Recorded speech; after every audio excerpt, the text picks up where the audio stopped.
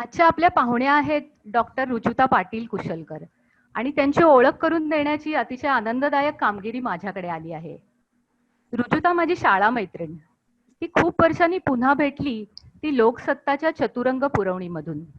तिने 2008 मध्ये सुकेशिनी हा लेख लिहिला होता चतुरंगमध्ये. किमोथेरपीमध्ये पूर्ण केस गळणे ही अतिशय त्रासदायक गोष्ट. एखाद्या तरुण स्त्रीला त्याला सामोरे जावे लागते तेव्हा तिची अवस्था कशी असेल. पण रुजुताने मात्र आपल्या या अनुभवाला विनोदी मिश्किलपणे या लेखात मांडले होते. तिच्या या जिंदादिल वृत्तीला वाचकांनी प्रचंड प्रतिसाद दिला आणि या लेखावर वाचकांच्या पत्रांचा पाऊस पडला आणि आम्ही परत तेव्हाच एकमेकींना भेटलो. डॉक्टर रुजुता कुशलकरांनी लाईफ सायन्समध्ये MSc केले आहे आणि बॉटनीमध्ये त्या PhD आहेत. सायंटिस्ट म्हणून एक्सेल इंडस्ट्रीज बरोबर त्या अनेक वर्ष संलग्न होत्या आणि कन्सल्टंट म्हणून व्यवसाय करत असताना केवळ योगायोगानेच कॅन्सरचे 3rd स्टेजमध्ये असताना निदान झाले. बँगलोरमधून त्या मुंबईत आल्या आणि धीराने त्यांनी कॅन्सरकडे अगदी डोळ्याला डोळा भिडवून पाहिले. 2007 पासून त्या आपल्या या प्रत्यक्ष अनुभवाचा वापर करून अनेक कर्करुग्णांसाठी मार्गदर्शक बनल्या आहेत. सायंटिस्ट असल्याने प्रत्येक गोष्टीच्या खोलात जाण्याची सवय, चिकित्सक वैज्ञानिक दृष्टिकोन ही त्यांची खासियत.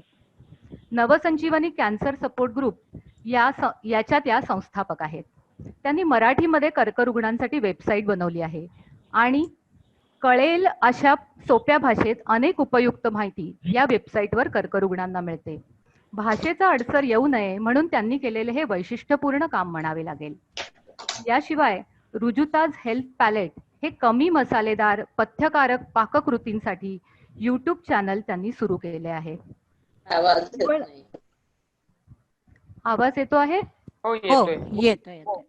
निव्वळ कर्करोगच नव्हे तर इतर अनेक मधुमेह, रक्तदाब असे रोग असलेल्या व्यक्तींनाही पचतील आणि रुचतीलही अशा पाककृती त्या आज आपल्याला सांगणार आहेत. डॉक्टर रुजुता कुशलकर यांचे मी आजच्या कार्यक्रमात स्वागत करते आणि सर्व सूत्रे त्यांच्याकडे सोपवते. रुजुताताई. धन्यवाद अंजली, धन्यवाद रश्मिताई. आपल्या संस्थेबद्दल, आधार रेखा या संस्थेबद्दल मी खूप वर्षांपासून ऐकत आहे आणि अरविंद जोशींच्या जी लढाई लढली कॅन्सर बरोबर, त्याच्यातूनही त्यांनी जे काम केलं समाजासाठी उपयुक्त असं, त्याचं मला फारच कौतुक वाटत आहे.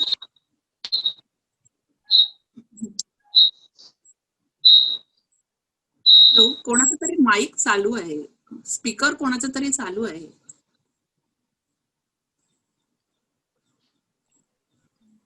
मी म्यूट करते सगळ्यांना, तुम्ही परत एकदा अनम्यूट करा मॅडम. रुजुता मॅडम, मी सगळ्यांना म्यूट करते. हा,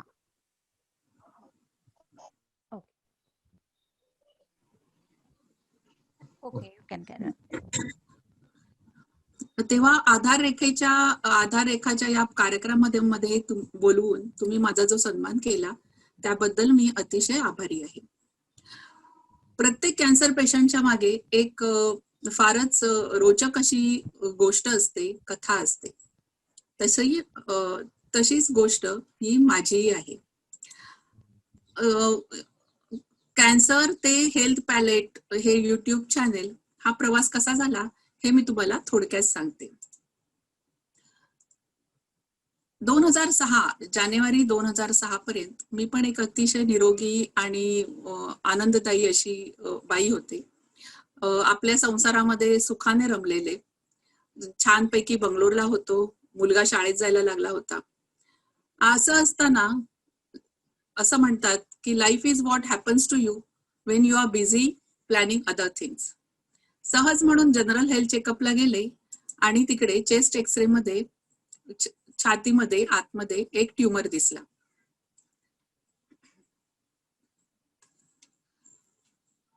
तुम्ही आता या स्लाइड मध्ये पाहाल की आपलं हृदय आणि फुफ्फुस हे एक्सरे मध्ये दिसत आहे आणि त्या हृदयाच्या वर एक मोठा असा गोल दिसतो आहे, तो आहे ट्यूमर. स्टेज 3चा हा ट्यूमर आहे. 7.5 सेंटीमीटर्स बाय 6.5 सेंटीमीटर्स इतका तो मोठा होता, जवळजवळ आपल्या मुठी एवढा किंवा एखाद्या हापूस आंब्या एवढा. हृदयातून निघणाऱ्या सर्व रक्तवाहिन्यांना पकडून हृदयाला चिकटून डाव्या फुफ्फुसातही तो पसरला होता. मी स्वतः बायोलॉजिस्ट आहे. MSc ला असताना कॅन्सर या विषयाचा अभ्यास केलेला आहे. त्याच्यामुळे जेव्हा सिटी स्कॅनचा रिपोर्ट आला तेव्हाच मी माझ्या यजमानांना म्हटलं की कठीण आहे, माझ्याकडे फार फार तर 3 ते 6 महिने आहेत. आणि मी सगळं आवरावरी करायला लागले. माझा बेटर हाफ डॉक्टर कमलेश हा असा सहजासहजी हार मानणारा नव्हता. तो म्हणाला, ठीक आहे, 6 महिने तर 6 महिने, पण आपण तेही आनंदात घालवू. पुढे डॉक्टरांशी ऑन्कॉलॉजिस्टशी भेटलो. त्यांनी सर्जरी करायचा प्रयत्न केला, पण तो हृदय आणि फुफ्फुस अशा दोन्ही नाजूक अवयवांना चिकटून असल्यामुळे त्यांना तो काढता आला नाही. ऑपरेशन करून जेव्हा डॉक्टर बाहेर आले तेव्हा त्यांनीही हेच माझ्या यजमानांना सांगितलं की हातात वेळ खूप कमी आहे, मॅक्झिमम 3 ते 6 महिने. तेव्हा माझा मुलगा अगदी अवघा 3.5 वर्षाचा होता. असं पायाखाली जमीन नाही आणि डोक्यावर आकाश नाही अशी जी अधांतरी अवस्था असते तशी अवस्था झाली. मन अगदी सुन्न झालं. आपले शेवटचे दिवस ह्याच्यामध्ये आपल्या कुटुंबाबरोबर घालवावेत म्हणून आम्ही मुंबईला परत आलो. मुंबईतल्या डॉक्टरांनाही हेच सांगितलं की हा खूप दुर्मिळ प्रकारचा कॅन्सर आहे आणि ह्याच्यावर काय ट्रीटमेंट करायची ते आम्हाला माहित नाही. आता हा कॅन्सर कुठला, तर आपल्या छातीच्या मध्ये जे चेस्ट बोन असतं त्याच्या पाठीमागे एक थायमस नावाची ग्रंथी असते. आपल्या प्रतिकारशक्ती यंत्रणेमध्ये ती एक मिस्टेरियस रोल असतो तिचा. ती छोटीशी ग्रंथी वाढून तिचा मोठा ट्यूमर झालेला आणि वाढताना तो डाव्या बाजूला वाढलेला. डॉक्टरांनी तरी म्हणाले की ठीक आहे, वय लहान आहे, आपण प्रयत्न करून बघू, म्हणून त्यांनी 2 अतिशय स्ट्रॉंग औषधांचं किमो मला दिलं. 3 दिवसांचं एक किमो असायचं. असे 6 सायकल्स झाले. रेडिएशनची 33 सिटिंग्स झाली आणि 50% ट्यूमर कमी झाला. आम्ही त्याच्यातही खुश होतो. पण दुर्दैवाने 3 महिन्यानंतर जेव्हा फॉलोअप स्कॅन केला तेव्हा त्याच्यामध्ये परत तो ट्यूमर वाढताना दिसला आणि त्याचा वाढीचा रेटही भरपूर होता. आता सगळेच मार्ग खुंटले. सगळ्याच डॉक्टरांनी सांगितलं की आता आमचा काही इलाज चालणार नाही, कारण ही जागा अशी आहे तिकडे ऑपरेशन करता येत नाहीये. बेस्ट पॉसिबल औषधांचा डोस तुला दिलेला आहे, तेव्हा सेकंड बेस्ट देऊन काही उपयोग नाही. आणि रेडिएशन असतं त्याचा एक लाईफ टाईम डोस असतो प्रत्येक अवयवासाठी. तर तो लाईफ टाईम काय, तेव्हा पुढच्या जन्माचाही काही थोडा एक्स्ट्रा डोस मला देऊन झाला होता. त्याच्यामुळे आता कन्व्हेन्शनल ट्रीटमेंट काहीच नव्हती. 7.5 बाय 6.5 सेंटीमीटरचा हे पसरला होता कॅन्सर. हॅलो, कोण बोलताय? प्लीज प्लीज युअर अरे इंटरप्ट. ते नाही, मी ते हे दाखवत होते हॅलो तुला. हॅलो, कोण बोलताय मध्ये? Please you are interrupting the guest. परत मी सगळी आवरावर करायला सुरुवात केली, कारण मृत्यू आता अगदी घरातच घुसला होता. यमराज खांद्यावर हात ठेवून बसला होता. आम्ही टाटा सेकंड ओपिनियन साठी टाटामध्ये गेलो. टाटाच्या डॉक्टरांनाही सांगितलं कठीण आहे आता. माझ्या डोळ्यासमोर माझ्या 4.5 वर्षाच्या मुलाचा चेहरा सारखा येत होता. तरी मी आशेने त्यांना विचारलं, अगदी चिवटपणाने त्यांना विचारलं, इज इट फेटल? प्राण घेणार का हा माझा? खूप प्रेमाने त्यांनी माझ्याकडे पाहिलं. एखादी आजी जसं प्रेमाने बघेल आपल्या बोहल्यावर चढणाऱ्या नातीकडे, तसं त्यांनी खूप प्रेमाने माझ्याकडे पाहिलं आणि म्हणाले, एव्हरीबडी हॅज टू डाय. मला खूप राग आला त्यांचा. मी मनात म्हटलं, अहो तुम्हाला शांतपणे सांगायला काय जातं, मरणार मी आहे. पण माझ्या यजमानांनी काही आशा सोडली नाही. ते म्हणाले, मी सगळ्या जगामध्ये तुझे रिपोर्ट्स पाठवतो, बघूया. इंग्लंड, अमेरिका सगळीकडे रिपोर्ट्स केले, पण सगळ्यांनी हेच सांगितलं की आता ह्याच्यावर काही उपाय नाही. तर म्हणजे मला गुड बाय म्हणायची वेळ आली होती. परत यज्ञाला बसल्यासारखा कमलेश इंटरनेटवर बसला आणि त्या महाजालातून नवीन काय मिळतं का, काही कुठे आशेचा किरण दिसतो का, ह्याच्यासाठी सर्च करू लागला. अल्टरनेटिव्ह ट्रीटमेंट बद्दल शोधायला लागला. तर अल्टरनेटिव्ह ट्रीटमेंट बद्दल शोधताना त्याला अनेक पेपर्स असे मिळाले किंवा केस स्टडीज अशा मिळाल्या की जिथे अगदी लास्ट स्टेजवरचे पेशंट्स काहीतरी आपल्या लाईफस्टाईल मध्ये बदल करून बरे झाले होते. ट्युमरच्या वाढण्याबरोबर मला दुसरे साईड इफेक्ट्सही झाले होते. रेडिएशन आणि किमोमुळे आपलं हृदय आहे त्याच्या भोवती एक पातळ आवरण असतं, ते कडक झालं होतं. हृदयाभोवती पाणी साचलं होतं, ते परत काढायचा काही मार्ग नव्हता. रेडिएशनमुळे लंग कोलॅप्स, लंग आहे ते त्याचा अर्धा भाग कोलॅप्स झाला होता, त्याच्यामुळे श्वास घेण्याची क्षमताही कमी झाली होती. त्याच्यामुळे जरी म्हणजे कॅन्सर जरी वाढला नसता तरी या साईड इफेक्ट्समुळे खूपच त्रास होत होता. आता काय करावं?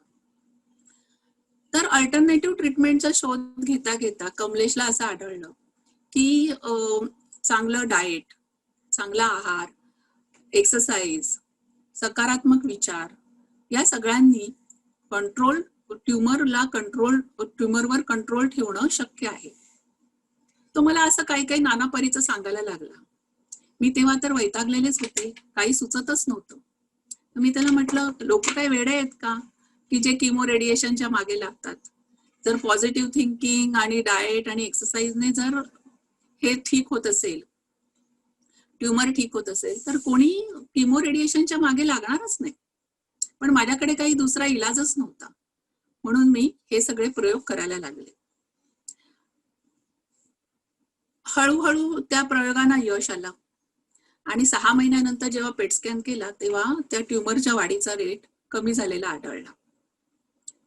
टाटाच्या डॉक्टरांनी मला एक सांगितलेलं की केवळ ट्युमर वाढतो म्हणून तुम्हाला मृत्यू येईल असं नाही.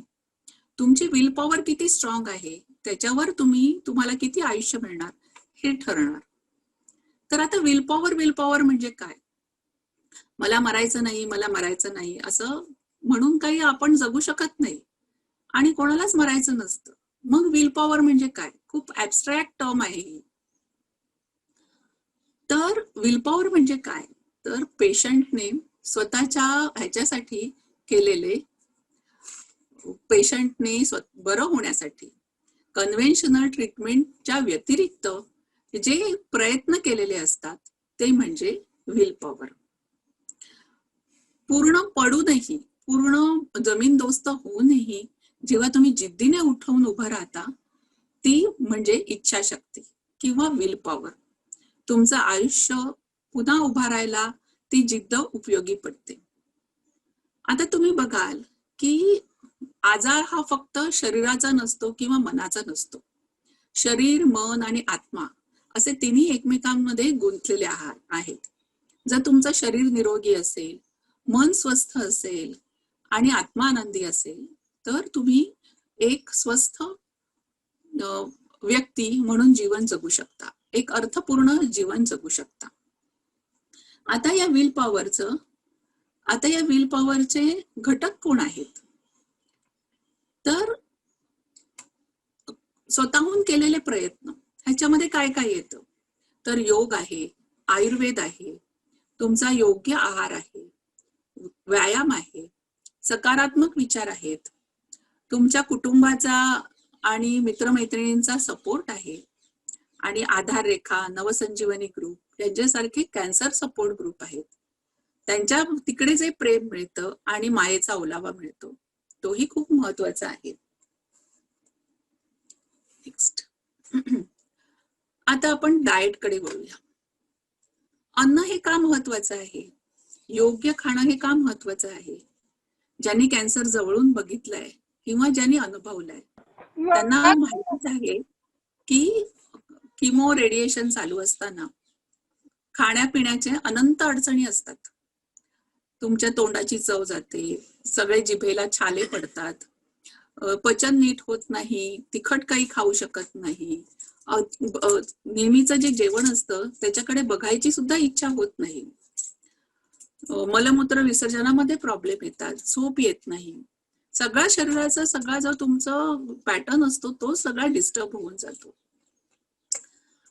परत त्यातून किमोमुळे येणारा प्रचंड थकवा, त्याला फटीग असा फार सुंदर शब्द इंग्लिशमध्ये आहे. क्षीण आपण म्हणतो ना, थकवा नाही तर क्षीण. खूप चाललं, खूप हे केलं, खूप श्रम केले की जो थकवा येतो तो फटीग. थकवा जो असतो तो 1-2 तास आराम केला, काही खाल्लं की बरा होतो. पण हा क्षीण आहे किंवा फटीग आहे तो दिवसेंदिवस, महिने कायम राहतो. आणि आपलं शरीर म्हणजे तर अगदी एक तळ नसलेली पिशवी झालेली असते. त्याच्यामध्ये किती काही पौष्टिक टाका, ते निघून जातं. शरीराला काही ते लागत नाही. आता मग काय करायचं? आपण जे अन्न खाणार ते आपल्या अंगी लागणार, त्याने आपली तशी प्रवृत्ती बनणार, आपलं व्यक्तिमत्व बनणार.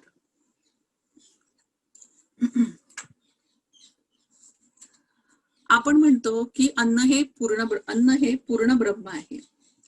जेव्हा प्रेमाने शिजवलेलं, मायेने वाढलेलं, तितक्याच आदराने अन्न ग्रहण केलं जातं, तेव्हा ते अन्न हे पूर्ण ब्रह्माचं रूप घेतं आणि तुमचं तन, मन आणि आत्मा या सगळ्यांचं पोषण करतं. आता आपण आपलं ट्रॅडिशनल डाएट बघू. तुम्ही सगळेजण तर अगदी पर्टिक्युलर असणार आपल्या आहारा विहाराबाबत. पण आपण हे जर ट्रॅडिशनल डाएट पाहिलं तर त्याच्यामध्ये आपण असं बघतो की आयुर्वेद सांगतं की जेवणामध्ये षड्रस हवेत. वेस्टर्न मॉडर्न सायन्स सांगतं की जेवणामध्ये 7 कलर्स हवेत किंवा रेनबो कलर्स हवेत. आपलं हे ट्रॅडिशनल डाएट आहे ते या दोन्ही निकषांवर अगदी कसोटीला उतरतं. भरपूर भाज्या, कच्च्या कोशिंबिरी, द्रव पदार्थ, कार्बोहायड्रेट्स, प्रोटीन्स, फायबर्स या सगळ्यांचा अगदी सुरेख संगम तुम्हाला दिसतो. हे असं डाएट आपले आजी आई खात होत्या, म्हणून तेव्हा आजारही मर्यादित होते. पण आता काय झालंय? नेक्स्ट आपल्या मॉडर्न आयुष्यामध्ये आपलं धकाधकीच्या जीवनामध्ये आपण धावतो, ट्रेनच्या मागे धावतो, बसच्या मागे धावतो, ऑफिस मधल्या ह्याच्या मागे धावतो, मास्टरच्या पाठी धावतो. याच्यामध्ये कधी खायला वेळ मिळतो नाही मिळत, त्या टेन्शन घेऊन आपण सगळीकडे वावरत असतो. व्यायाम करायला वेळ मिळत नाही. जाता जाता एक वडापाव खाल्ला, समोसा पाव खाल्ला की बरं वाटतं. झोपायच्या फिक्स टायमिंग नाही, कसंही खाल्लं जातं, काही हे जातं. काही लोकांना मद्यपान, धूम्रपान अशा वाईट सवयी असतात. अशाने मग आपल्या शरीराचं जे घड्याळ असतं ते बिघडतं.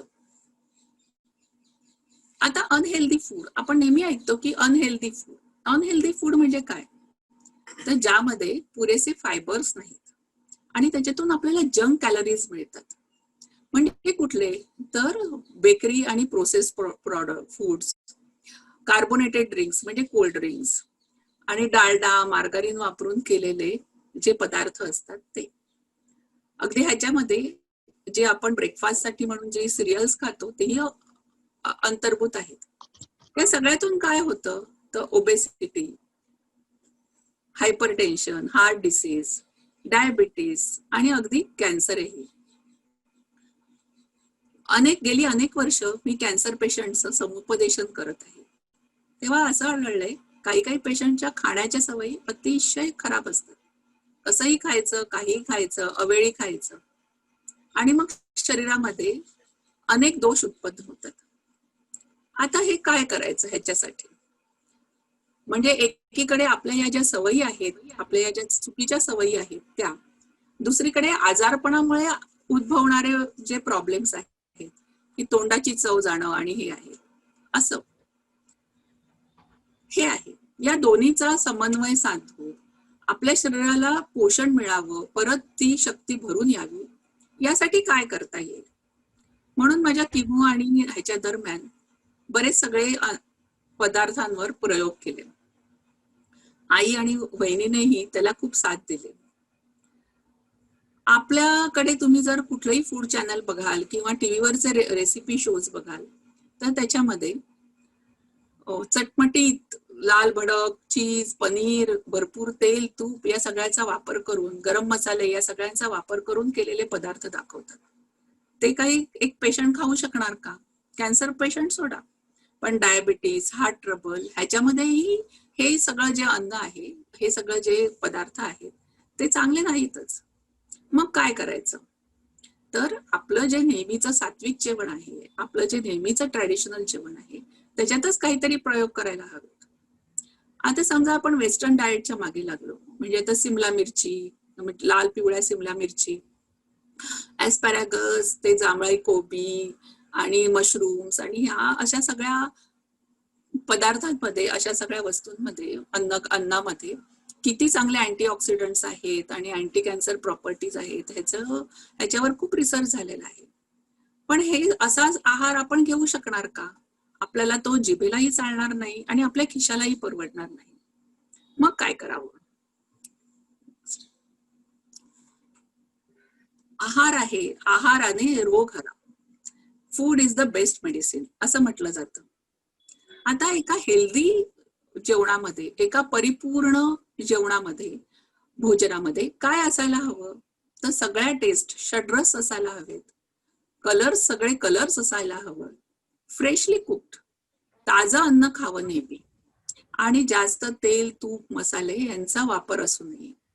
जे अन्न खाल्ल्याने तुमच्या मनाला बरं वाटतं, तुमच्या शरीराला त्रास होत नाही, म्हणजे नंतर ऍसिडिटी होणं, गॅसेस होणं, ब्लोटिंग होणं असं होत नाही, तुमचं विनाकारण वजन वाढणं असं होत नाही, असं जेवण म्हणजे परिपूर्ण जेवण.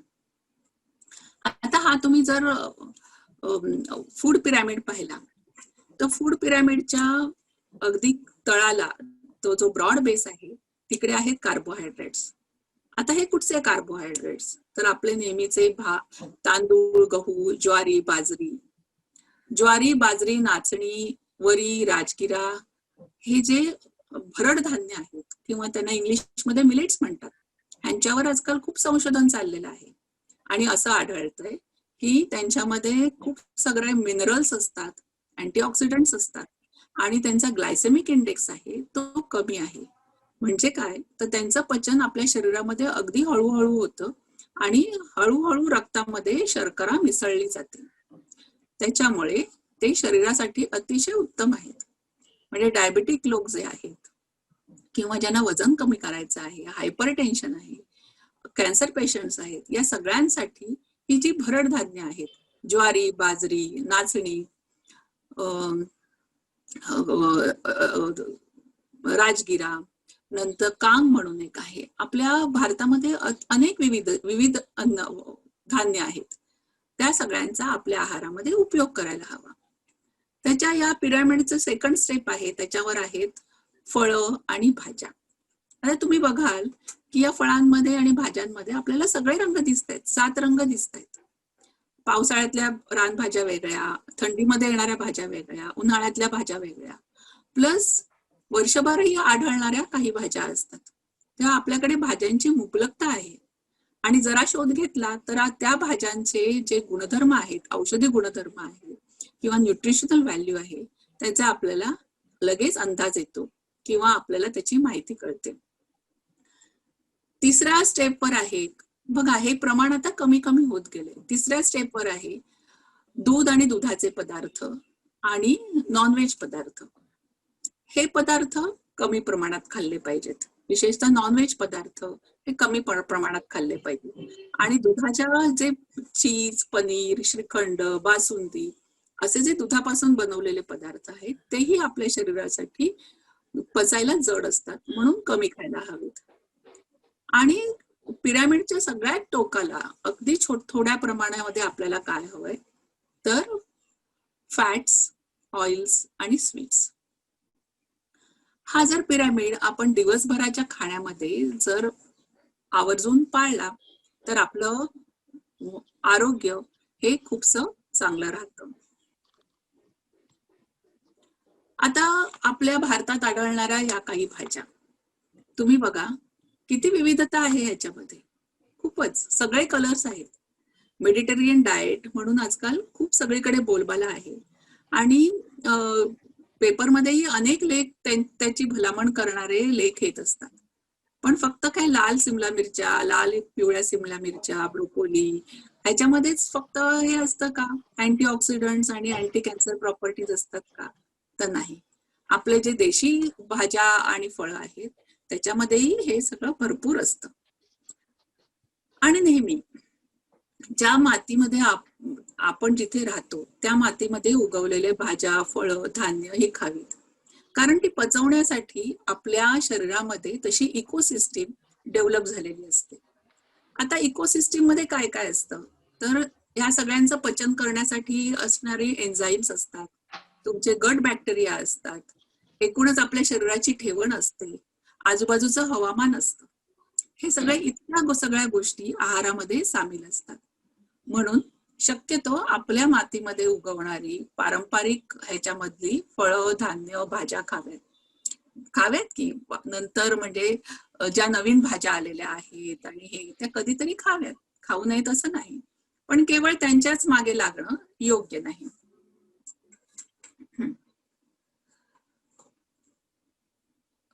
असं हे सगळ्या ट्रीटमेंट मधून जात असताना आणि हे असताना एक जाणवलं, म्हणजे ओशोना एकदा कोणीतरी विचारलं की तुम्हाला जे एनलाइटमेंट झालं किंवा अवेकनिंग झालं तेव्हा तुम्ही ज्या गोष्टी करत होता आणि त्याच्या आधी ज्या तुम्ही गोष्टी करत होता आणि आता ज्या गोष्टी करतायत त्याच्यामध्ये काय फरक आहे?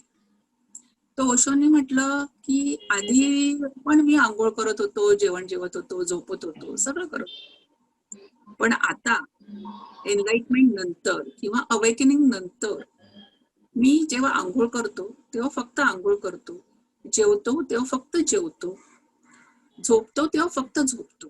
म्हणजे जी क्रिया मी आता करतो त्याच्यावर पूर्ण फोकस असतो, पूर्ण कॉन्सन्ट्रेशन असतं.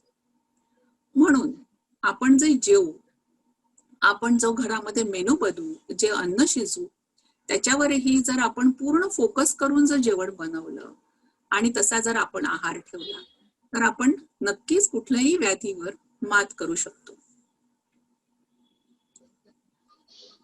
पेशंटशी 2007 मध्ये माझा ट्युमर परत रिलॅप्स झाला आणि खूपच पायाखालची जमीन सरकली परत.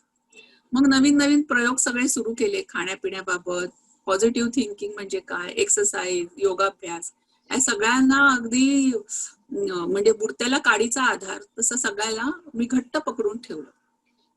त्याच्यातून अनेक नवीन रेसिपीज तयार केल्या, वेगवेगळे काय म्हणतात थिअरीज तयार केल्या आणि डॉक्टरांकडे जायचो. डॉक्टरकडे गेलो आपण की 3-4 तास आरामशीर लागतात तिकडे बाहेरच्या वेटिंग रूम मध्ये बसून. सगळेजण तिकडे वेटिंग रूम मध्ये बसलेले पेशंट आणि त्यांचे जीवलग, सगळेजण सारखेच घाबरलेले आणि गोंधळलेले असतात. त्यांच्याबरोबर बोलणं सुरू केलं, त्यांच्याबरोबर या सगळ्या टिप्स शेअर करणं सुरू केलं. त्यांनाही आवडायला लागलं, तेही काही खाऊ शकले. मग पद्धतशीर नवसंजीवनी कॅन्सर सपोर्ट ग्रुप अस्तित्वात आला, योगाभ्यासाचे क्लासेस सुरू झाले आणि पेशंट्स यायला लागले. तर काउन्सिलिंग करता करता लक्षात आलं की साध्या साध्या गोष्टी लोकांना माहित नाहीत. म्हणजे उदाहरणार्थ ऍसिडिटी हा कॉमन प्रॉब्लेम आहे. म्हणजे मला वाटतं 90% लोकांना ऍसिडिटीचा प्रॉब्लेम असतो. कॅन्सर पेशंट्सना किंवा तुम्ही म्हणा डायबिटिक्स असतात किंवा हार्ट पेशंट्स असतात, त्यांनाही या ज्या भारी गोळ्या असतात, भारी औषधं असतात, त्यांच्यामुळे ऍसिडिटी होतेच होते. ऍसिडिटीसाठी सगळ्यात सोपा उपाय म्हणजे तांदळाची पेज. पूर्वी जी आपल्या घरोघरी व्हायची, कोकणामध्ये किंवा देशावर सगळीकडे जी तांदळाची पेस्ट व्हायची ती ऍसिडिटीसाठी अतिशय गुणकारी आहे. कुठल्या तरी रोज गोळ्या खायच्या त्याच्यापेक्षा जर तुम्ही पेस्ट प्यालात तर तुमच्या शरीराला आतून थंडावाही मिळतो आणि तुमच्या ऍसिडिटीवरही नियंत्रण येतं. हे सगळं पेशंटना एक्सप्लेन करून सांगा आणि हे करा. ह्याच्यामध्ये माझी खूप दमछाक व्हायला लागली. या सगळ्या रेडिएशन आणि ह्याच्यामुळे माझ्या हृदयावर खूप परिणाम झालेला आहे आणि जास्त बोललं की ते हट्ट करतं हृदय, म्हणताय मी आता चालणारच नाही, हट्ट करून खाली बसून जातं.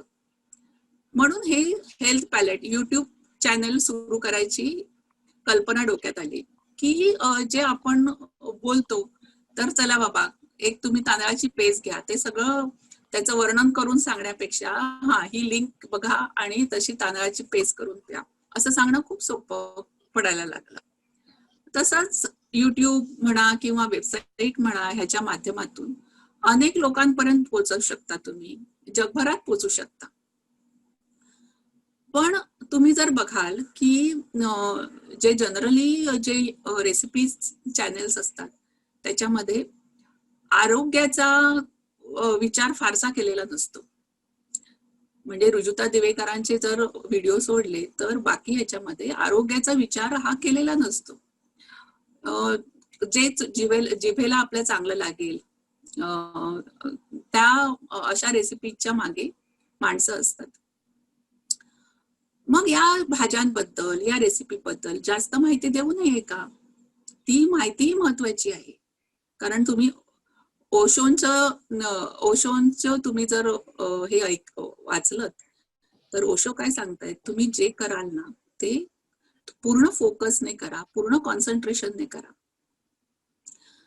म्हणून त्याची जास्त माहिती ही डिस्क्रिप्शन मध्ये द्यायला लागले. तर जेव्हा आपण हे बघतो व्हिडिओ बघतो त्या व्हिडिओमध्ये खाली जे त्या व्हिडिओचं एक शीर्षक येतं आणि त्याच्या शेजारी एक असं ॲरो हेड असतं. त्याच्या शेजारी एक असं ॲरो हेड असतं. तर त्या ॲरो हेडवर क्लिक केलं की खाली डिस्क्रिप्शन ओपन होतं. त्या डिस्क्रिप्शन मध्ये नाना विविध प्रकारची माहिती दिलेली असते. आता काय काय माहिती असते त्यामध्ये? तर त्या पदार्थाचा सांस्कृतिक इतिहास, हो पदार्थाला सांस्कृतिक इतिहासही असतो. एक पारंपरिक पद्धतीने जर केलं, आता उदाहरणार्थ आपण नारळाचे अनेक पदार्थ करतो आणि देवकार्याला नारळ हवा असतो किंवा सणासुदीला नारळाचे पदार्थ असतात. तर नारळाला का इतका महत्व आहे? कारण राक्षसांचे जे गुरु होते शुक्राचार्य, त्यांनी देवांना शाप दिलेला की तुम्ही जर अस्पर्श अशा फळामधलं पाणी प्यालात तर तुमचा अंगाचा दाह कमी होईल. म्हणून तेव्हापासून असं कुठलं फळ आहे तर ते श्रीफळ, नारळ. तेव्हापासून नारळाला श्रीफळाचा मान मिळाला आणि सगळ्या देवकार्यामध्ये त्याला मानाचं स्थान मिळालं. परत दुसरं म्हणजे त्या पदार्थातील गुणधर्माबाबत आयुर्वेद काय सांगतं, मॉडर्न सायन्स काय सांगतं आणि प्लस पेशंटला त्याचा काय फायदा होतो, अशी सगळी माहिती ते डिस्क्रिप्शन मध्ये दिलेली असते.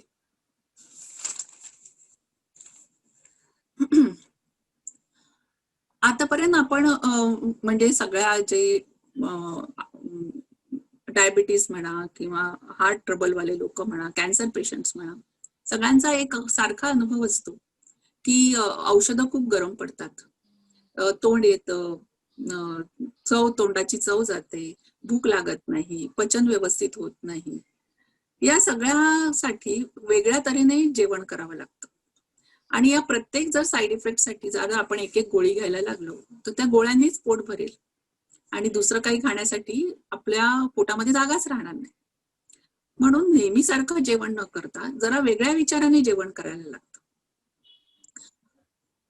आता या पॅन्डेमिक मध्ये, कोविडच्या पॅन्डेमिक मध्ये इम्युनिटी बुस्टर हा अगदी परवालीचा शब्द आहे. तर व्हिटॅमिन सी व्हिटॅमिन सी हे प्रतिकार शक्ती तुमचं वाढवतं. आता त्याच्यात तुम्ही गोळ्या घ्या, काही हरकत नाही, पण नैसर्गिक मार्गाने, नैसर्गिक अन्न घटकातून जेव्हा तुम्हाला व्हिटॅमिन सी मिळतं तेव्हा तुमचं शरीर त्यातलं मॅक्झिमम व्हिटॅमिन सी ऍब्सॉर्ब करतं आणि ते वापरात येतं, शरीरात मध्ये वापरलं जातं. हे कशातून मिळणार? वर्षातून 8 महिने आवळा मिळतो, बाजारात उपलब्ध असतो. साधं आवळ्याचं सरबत, आवळ्याचा मुरांबा, 2 अतिशय सिंपल गोष्टी. आवळा हा माणसाला चिरतरुण ठेवतो, वार्धक्य दूर ठेवतो. आवळा तुमचं पचन सुधारतो, आवळा तुमचं पित्त कमी करतो. आणि त्याचबरोबर समजा खूप थकवा आलेला आहे, हे आलेलं आहे, तेव्हा जर तुम्ही आवळ्याचं सरबत घेतलं तर अगदी फ्रेश व्हायला होतं, असा माझा अनुभव आहे. मग आपण अँटासिड घ्यायच्या की आवळ्याचा मुरांबा, आवळा कॅन्डी, आवळा सरबत घ्यायचं, हा चॉईस आपला.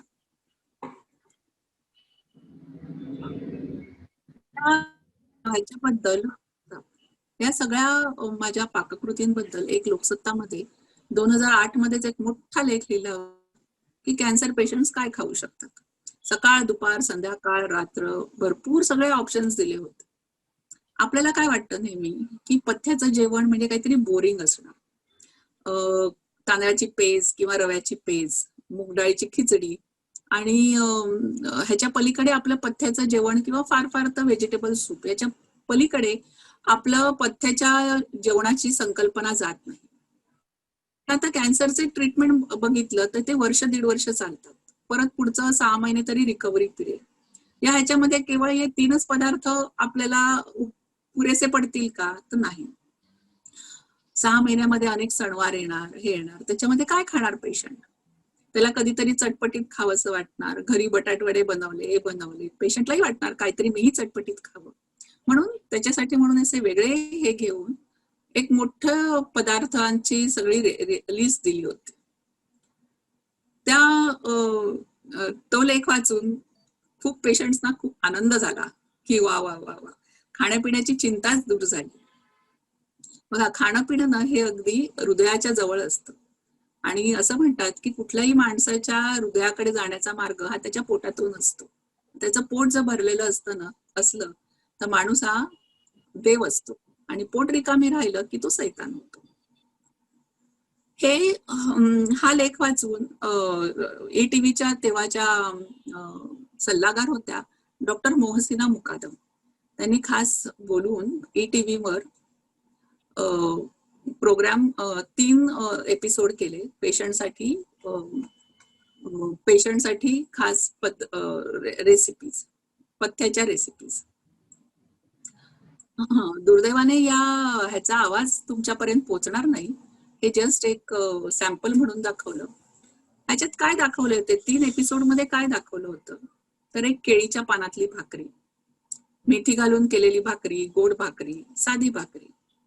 दुसरं म्हणजे कधीतरी असं वाटतं ना, सणासुदीलाही वाटतं चांगलं काहीतरी खावं, हॉटेलमध्ये जाऊ शकत नाही. मग पथ्याच्या पद्धतीने तिखट मसाले न वापरता बनवलेली मेथी मटर मलाई. आणि 3ऱ्या एपिसोड मध्ये तर चक्क पथ्याची चिकन बिर्याणी दाखवली होती.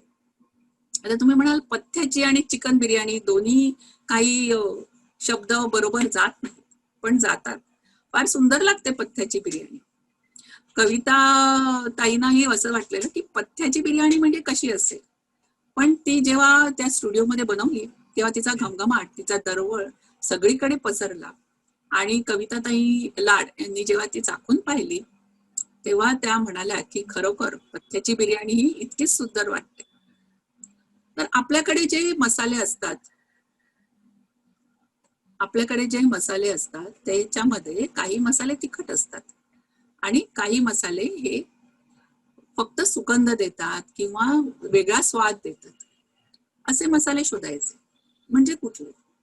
तर आता बघा, गरम मसाले बघितलात तुम्ही तर दालचिनी, लवंग, काळी मिरी, ह्याच्यामधलं दालचिनी आणि काळी मिरी जर तुम्ही फक्त खडा मसाला वापरला तर त्याचा सुगंध येतो, पण त्याचा तिखटपणा नाही येत.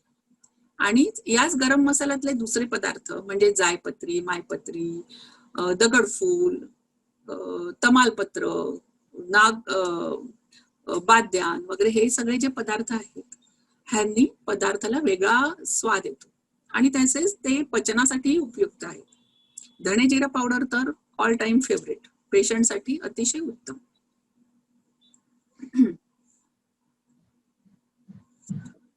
आता बघा की पेशंटला कधीतरी गोड खावंसं वाटतं, साहजिकच आहे.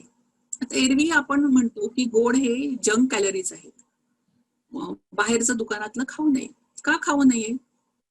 तर बहुतेक मिठाया असतात त्या मैद्यापासून बनवलेल्या असतात, त्याच्यात साखर खूप वापरलेली असते किंवा आर्टिफिशियल स्वीटनर्स वापरलेले असतात आणि ट्रान्स फॅट्स वापरलेले असतात.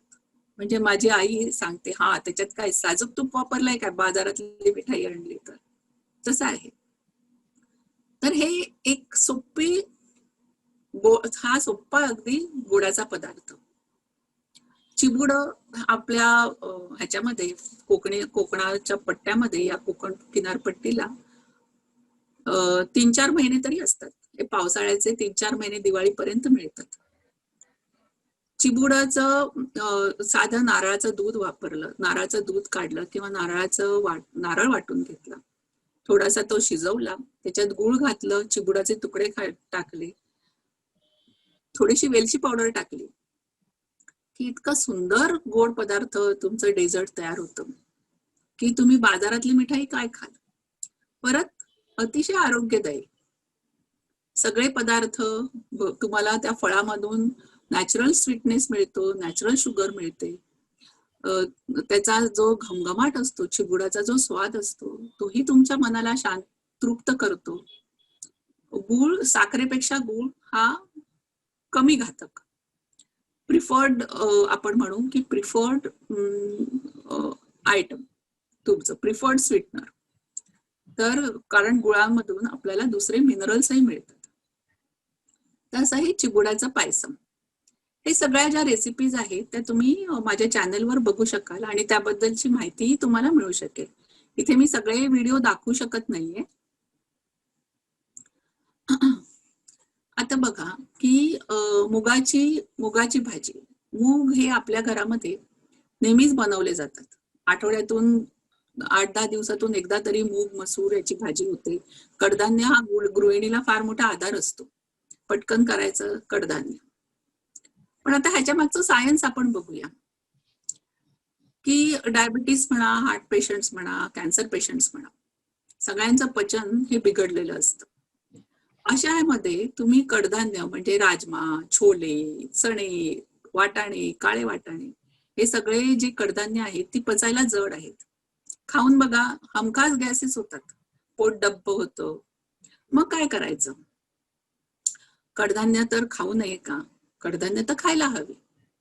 मॉडर्न सायन्स काय सांगतं की जेव्हा अँटीबायोटिक्समुळे किंवा इतर ह्याच्यामुळे तुमची शक्ती क्षीण होते, तेव्हा भरपूर प्रोटीन्स खा. कॅन्सर पेशंटना तर आवर्जून सांगितलं जातं की भरपूर प्रोटीन्स खा. तर तुम्ही, proteins are building blocks of life. Protein पासून आपलं जे शरीर आहे ते बनतं. तर प्रोटीन्स खायचे. मग काय खायचं? तर इथे आपल्याला आयुर्वेद मदतीला येतं. आयुर्वेद सांगतं की मूग आणि मसूर ही जी कडधान्य आहेत ती पचायला हलकी आहेत. त्यातूनही मूग जे आहेत ते अग्निदीपक आहेत. म्हणजे आपल्या पोटातलं जर पचन व्यवस्थित होत नसेल, भूक मंदावली असेल, तर ते भूक वाढवतं. म्हणून बघा, जैन धर्मियांचे जे उपवास असतात, 11 दिवस, महिना असे जे उपवास असतात, वर्ष सुद्धा उपवास करतात ते लोक, तेव्हा ते सोडताना मुगाचं कडण घेतात. इव्हन आयुर्वेदही सांगतं की आजारी माणसासाठी बेस्ट हे काय आहे, तर लाल तांदळाची पेज, मुगाचं कडण हे आजारी माणसासाठी बेस्ट पथ्य आहे. मग हाच आपण मुगाची भाजी आहे ती उसळीसारखी तिखट न करता काय करायची? ही जी रेसिपी आहे ती माझ्या आईची रेसिपी आहे. पूर्वी श्रावणामध्ये, म्हणजे आजही बरेच लोक करतात, उपवास करतात, एकादशनी करतात. म्हणजे एक वेळ श्रावणी सोमवार, शनिवार एक वेळ जेवून उपवास असतो.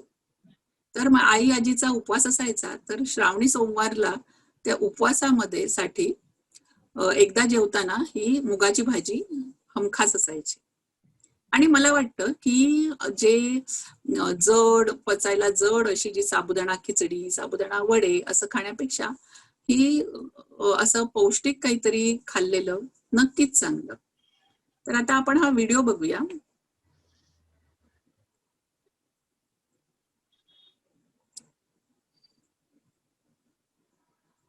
करायला अतिशय सोपी अशी ही मुगाची भाजी आहे. फार त्याला काही इन्ग्रेडियंट्स लागत नाही. 1 वाटी मोड आलेले मूग, साजूक तूप, जिरं, हिंग,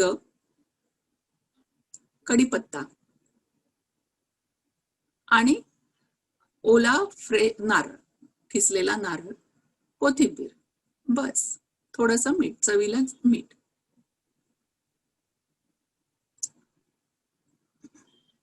हे मोड आलेले मूग 2-3दा नेहमी स्वच्छ पाण्याने धुवून घ्यायचे. पेशंट असेल तर नेहमी फिल्टरचं पाणी वापरावं सगळं धुवायला. एका कुकरमध्ये तूप टाकायचं आणि तूप गरम झाल्यावर त्याच्यामध्ये जिरं टाकायचं, हिंग टाकायचा, कढीपत्ता टाकायचा. चांगलं परतून घ्या, म्हणजे त्या जिऱ्याचा आणि कढीपत्त्याचा स्वाद तुपामध्ये उतरतो. मूग घालून चांगलं मिक्स करून घ्या. मीठ घाला चवीनुसार.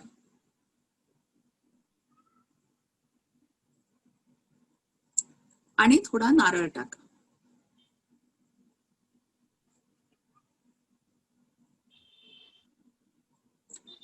चिरलेली कोथिंबीर टाका. पेशंटसाठी जेवण बनवताना नेहमी लक्षात ठेवायचं की कोथिंबीर आपण जशी वरतून गार्निश करतो तशी नाही करायची, तर ती चांगली शिजवून घ्यायची. कारण कोथिंबीरीच्या गड्ड्या या मार्केटमध्ये कुठेही पडलेल्या असतात. ते मूग बुडतील इतकं पाणी घाला आणि कुकरच्या 3 शिट्ट्या घ्या. पटापट 5-7 मिनिटांमध्ये होणारी ही रेसिपी आहे. कुकर उघडला की तो साजूक तुपाचा दरवळ, त्या जिऱ्याचा दरवळ, हा तो दरवळच तुमची भूक चाळवतो. खाल्ल्यावर अजिबात त्रास न होणारी अशी सात्विक मुगाची भाजी. मी आधी म्हटलं की आपल्याकडे भाज्यांची खूप विविधता आहे. पावसाळ्यामध्ये अनेक रानभाज्या येतात. तर त्याच्यातल्या फोडशी, कोरळ, श्रावणी देठ अशा अनेक भाज्यांवर व्हिडिओ केले. त्या व्हिडिओंचे मुळे काय झालं तर बरेच जे प्रेक्षक होते, बऱ्याच ज्या स्त्रिया होत्या, त्यांच्या घरामध्ये या रानभाज्या कधी शिजल्याच नव्हत्या. त्यांनी आवर्जून घरी आणून त्याच्या वड्या केल्या, डाळ बनवली, भाजी केली आणि आवर्जून मला सांगितलं, रुजुता तुझ्यामुळे या भाज्या आम्ही खायला लागलो. काही मैत्रिणींनी तर अगदी सपाटाच लावला आणि आदिवासी बायका हे सगळ्या रानभाज्या घेऊन बसतात. त्यांना विचारून अनेक व्हिडिओमध्ये न दाखवलेल्या भाज्या सुद्धा आणून घरी केल्या आणि घरातही त्या सगळ्यांना खूप आवडल्या. तर असं जेव्हा आपण काहीतरी चांगलं दाखवतो आणि त्याच्यामुळे दुसऱ्यांनाही त्याचा आनंद मिळतो, लाभ मिळतो, तेव्हा मनाला खूप समाधान लाभतं. ह्या ज्या फोडशीच्या, बरं पावसाळ्यात किंवा हिवाळ्यात अशा ज्या भाज्या येतात त्या भाज्यांमध्ये औषधी गुणधर्म असतात. यातल्या खूपशा भाज्या आहेत त्याने कफ कमी होतो, वातनाशक असतात त्या भाज्या. म्हणून माझी आजी तर सांगायची की सीझनला एकदा तरी ती जी स्पेशल भाजी असेल ती खायला हवी. उदाहरणार्थ आता पावसाळ्यात येणारी कंटोली किंवा करटवली, त्याच्यामध्ये त्याने शरीरामधली शुगर कमी होते. कशाला जास्त औषधांच्या मागे लागायचं, आहारातून रोग हरा. आता ही शेवग्याच्या पाल्याची आमटी. खूप घरांमध्ये शेवग्याच्या शेंगा आणल्या जातात, पण त्याच्या पाल्याचं काही आमटी वगैरे असं काही बनेल किंवा भाजी बनेल हे असं कोणाच्या स्वप्नातही येत नाही. नाही म्हणायला कोकणामध्ये गोकुळाष्टमीला उपवास सोडताना शेवग्याच्या पाल्याची भाजी ही अगदी मस्ट असते. आता ही शेवग्याच्या पाल्यामध्ये काय गुणधर्म आहेत? शेवग्याचं झाड आहे ना, ते त्याच्यावर एवढं संशोधन चाललंय जगामध्ये, त्याला मिरॅकल ट्री असं म्हणतात. सुपर फूड म्हणतात शेवग्याच्या पानांना आणि शेंगांना. सुपर फूड म्हणजे आपल्या गल्लीतली एखादी, आणि आपण त्याच्याकडे केवढं दुर्लक्ष करतो, म्हणजे आपल्या गल्लीतली एखादी साधी सुधी मान खाली घालून जाणारी मुलगी असेल, ती अचानक जर मिस वर्ल्ड किंवा मिस युनिव्हर्स झाली तर किती आश्चर्य वाटेल. तसं मला ते सगळं रिसर्च वाचून मला वाटलं की बिचारा आपलं साधं सुधं शेवग्याचं झाड कुठेही कुंपणाला असं अंग चोरून उभं असतं, त्याच्या बिचाराचे काही लाड नाही, काही नाही. पाणी मिळालं तर ठीक, नाही मिळालं तरी ते आपलं असतं. खूप फुलं असतं, भरभरून लगडतं ते. आणि तर अशी ही शेवग्याच्या पाल्याची आमटी. आता ह्या जेव्हा आपण अशा वेगळ्या भाज्या करतो, तेव्हा ते घरातली मुलं खात नाहीत. आपलं कॉमन एक्सक्यूज असतो की घरातली मुलं खात नाही, बाकीचे लोक खात नाहीत, म्हणून आम्हाला त्या टिपिकल ते काय ते व्हेज कढाई आणि त्या सिमला मिरची, कोबी, फ्लॉवर याच भाज्या परत परत कराव्या लागतात. पण असं नाही. तुम्ही ते कशा रीतीने प्रेझेंट करता, त्याची महती मुलांना कशी सांगता किंवा घरातल्या लोकांना कशी सांगता, ह्याच्यावर खूप अवलंबून असतं. माझी आई ना अशा सगळ्या वेगळ्या वेगळ्या भाज्या खूप करायची. म्हणजे ती शेतकऱ्याची मुलगी होती, शेतीवाडीमध्ये काम केलेलं होतं ते. तर ती असं काही रंगवून त्याचं वर्णन करायची प्रत्येक डिशचं, की तुम्हाला खाल्लंच तुम्हाला वाटायला हवं की अरे हे तर मला खायलाच हवं. तर अशी ही शेवग्याच्या पाल्याची आमटी तुम्ही जरूर करून बघा. माझ्या मैत्रिणीचा एक अनुभव सांगते की तिच्या मुलांनाही खूप नाकं मुरडली, काय तू कशी करतेस, काही आम्हाला खायला घालतेस. पण ती मैत्रिणीने जबरदस्ती केली आणि जबरदस्ती त्यांना खायला घातली. 1-2 घास पोटात गेल्यावर ना त्या मुलांना इतकी आवडली की ते भांड सगळं चाटून पुटून साफ झालं. तेव्हा आपण म्हणजे स्त्रिया किती करतो, किती मनावर घेतो, त्याच्यावरही खूप अवलंबून असतो. या शेवग्याच्या पानांमध्ये खूप कॅल्शियम असतं, व्हिटॅमिन ए असतं, व्हिटॅमिन सी असतं, प्रोटीन्स असतात, पोटॅशियम असतं. अजून काय हवं, कशाला गोळ्या घ्यायच्या. नॅचरल आहाराने रोग हरा. आता हे मुगडाळीच्या पिठाचं थालीपीठ.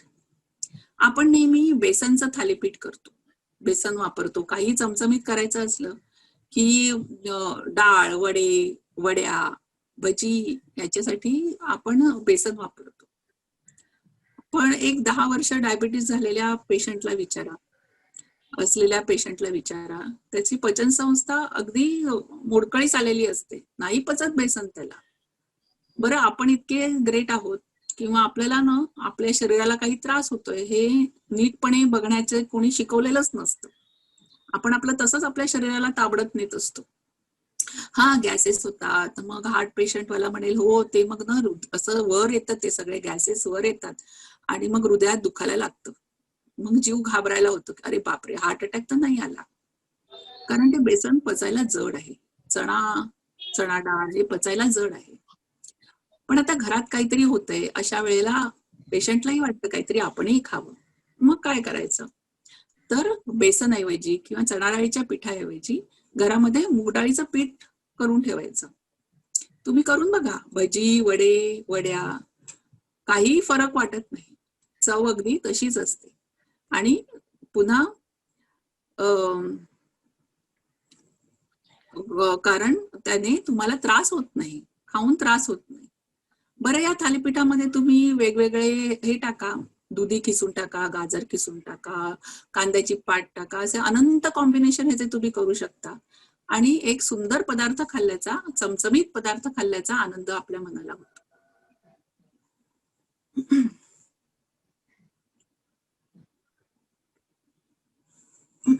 आता ही थोडीशी वेगळी एक भाजी म्हणजे मद्रासी काकडी. तुम्ही पाहिली असणार बाजारामध्ये, आपण नेहमी बघतो आणि विचार करतो काय तरी बाई वेगळी दिसते, कशी लागेल काय माहित, जाऊ दे, न घेतलेलीच बरी. पूर्वीच्या मद्रास प्रांतामध्ये म्हणजे जी साऊथची 4 राज्य आहेत तिकडे ह्याचं मोठ्या प्रमाणात उत्पादन घेतलं जायचं, म्हणून याला मद्रासी काकडी म्हणतात. काकडीच्या कुळातली ही भाजी आहे. भाजी म्हणा, फळ म्हणा, दोन्ही अतिशय उत्तम. कोणाला वजन कमी करायचंय, पाण्याचं कंटेंट ह्याच्यामध्ये जास्त आहे, फायबर भरपूर आहेत, त्याच्यामुळे वजन कमी करायचंय, पचायला हलकी आहे, त्याच्या वजन कमी करायचंय, पचत नाही, काहीतरी चांगलं खायचं आहे, मद्रासी काकडी आवर्जून वापरा. खिसून तुम्ही थालीपीठांमध्ये, डोश्यांमध्येही टाकू शकता किंवा नुसतं मूग डाळ आणि राई जिरं अशी फोडणी देऊन सुकी भाजीही करू शकता. आज आपण बघूया झटपट ह्याचं सांबार कसं करावं.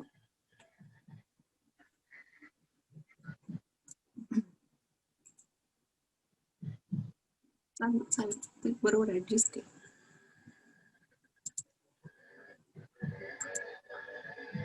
हे असं मद्रासी काकडी अशी दिसते. मूग डाळ घ्यायची आणि त्याच्यामध्ये टोमॅटो आणि कढीपत्ता टाकून वेगळी शिजवून घ्यायची. आता सांबाराचा मसाला करायला आपल्याला काय लागणार, तर धणे, जिरं, मेथी दाणे. सांबाराला जी टिपिकल चव असते ना, ती मेथी दाणे आणि धणे ह्याच्यामुळे येते. ओला नारळ, राई, हिंग आणि हळद, चवीला मीठ. आता बघा, हे टोमॅटो घालून मूग डाळ जराशी भिजवा आणि शिजवून घ्या. ओके. एका कढईमध्ये थोडंसं तेल घाला, 1 चमचा. हं. आणि फोडणीमध्ये आधी मेथी दाणे टाकायचे, म्हणजे त्या मेथी दाण्यांचा स्वाद त्या तेलामध्ये पुरेपूर उतरतो. कढीपत्ता टाका, धणे टाका, जिरं टाका आणि हा मसाला परतून घ्या. हे सगळ्या गोष्टी जरा परतून घ्या. नारळ टाका. तुम्हाला चालत असेल तर थोडीशी काश्मीरी मिरची पावडर किंवा दुसरी मिरची पावडर टाकली तरीही चालते, किंवा त्यातली मिरची. टोमॅटो टाकून अशी त्याची पेस्ट करून घ्या. आता बघा, हे मद्रासी काकडी ही अशी आतून अशी दिसते. साल काढून घ्यायचं त्याचं. खर तर पूर्वी बघा आपल्याकडे सालीसकट वापरले जायचे, पण आता इतके औषधं मारली जातात की त्याच्यामुळे साल काढून टाकणं हिताचं असतं. मीडियम साईज पीसेस करून घ्यायचे त्याचे. परत एका कढाईमध्ये थोडंसं तेल घ्या. राई, जिरं फोडणीला टाका.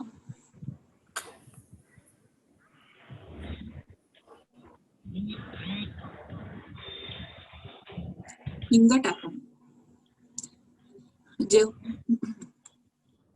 हळद आणि हे काकडीचे तुकडे टाका.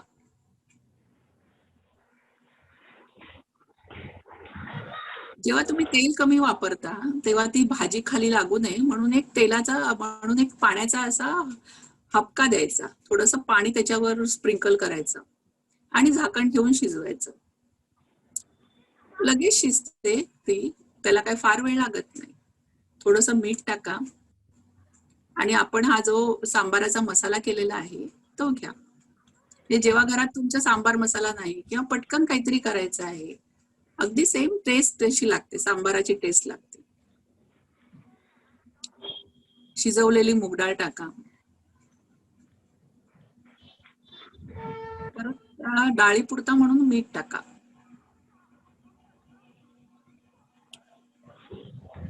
थोडंसं पाणी टाकून चांगलं उकळवा. तुम्ही बघाल की अगदी सांबारासारखीच, म्हणजे आपण जे नेहमीचं सांबार खातो त्या सांबारासारखीच चव लागते आणि कितीतरी पौष्टिक.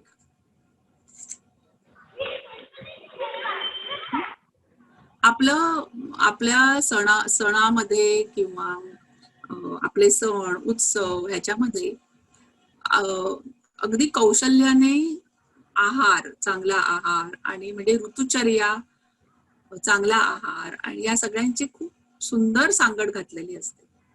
आता संक्रांतीला आपण काय करतो, तर तिळगुळ. खूप थंडी असते तर तिळगुळाने चांगली गरमी येते शरीरामध्ये.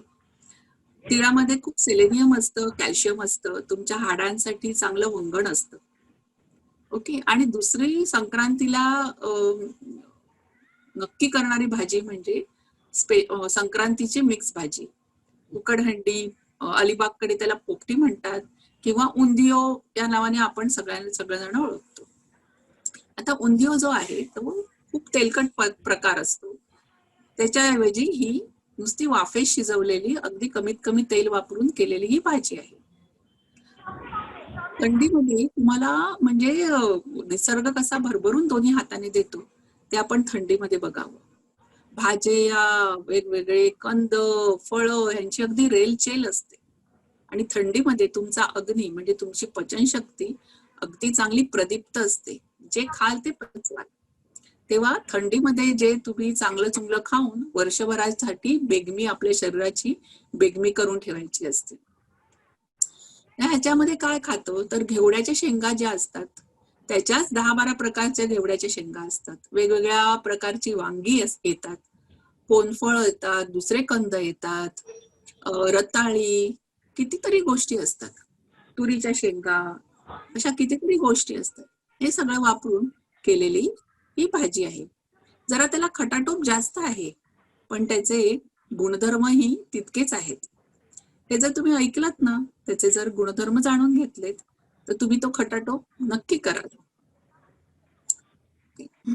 आपण बघूया आता ही भाजी कशी करायची. बघा आता कोनफळ, या तुरीच्या शेंगा, वेगळ्या प्रकारची वांगी, रताळी, हे काही जे वालपापडीच्या बिया काढून ठेवलेल्या आहेत. ओके. ह्या बघा, या वेगळ्या वेगळ्या प्रकारच्या या ज्या शेंगा आहेत, नवलकोल आहे,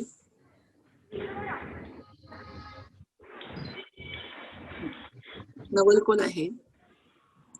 या सगळ्यांमध्ये आपल्याला वाटतं की कोनफळ हे काहीतरी बाई त्या आदिवासी बायका घेऊन बसतात.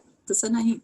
हे कोनफळ आहे ते फिलिपाईन्स, जपान, इंडोनेशिया, अगदी US मध्ये सुद्धा फार लोकप्रिय आहे. त्या व्हायब्रंट पर्पल कलरमुळे त्याच्यापासून फार सुंदर डेझर्ट बनवतात. म्हणजे फिलिपाईन्स मध्ये तर ख्रिसमसला या पर्पल यामपासून केलेलं डेझर्ट हवंच हवं असं असतं. ह्या ज्या वेगवेगळ्या प्रकारच्या बीन्स असतात, त्याचे जे रंगीत बीन्स असतात त्याच्यामध्ये अँटी कॅन्सर प्रॉपर्टीज, अँटीऑक्सिडंट्स भरपूर प्रमाणात असतात. म्हणून त्या आवर्जून खावं. तुम्ही शोधा त्या आदिवासी बायकांना आणि त्यांच्याकडे असलेल्या वेगवेगळ्या ज्या शेंगा असतात त्या आवर्जून विकत घेऊन त्याची जरूर भाजी बनवा. फक्त संक्रांतीच्या दिवशीच करायला हवी असं नाही. डिसेंबर, जानेवारी ह्याच्यामध्ये मिळून 7-8 वेळा तुम्ही ती भाजी आरामशीर करू शकता. आता हा खटाटोप आहे हा सगळा, की ते सगळं सोला, ते काढून ठेवा, हे सगळा खटाटोप आहे.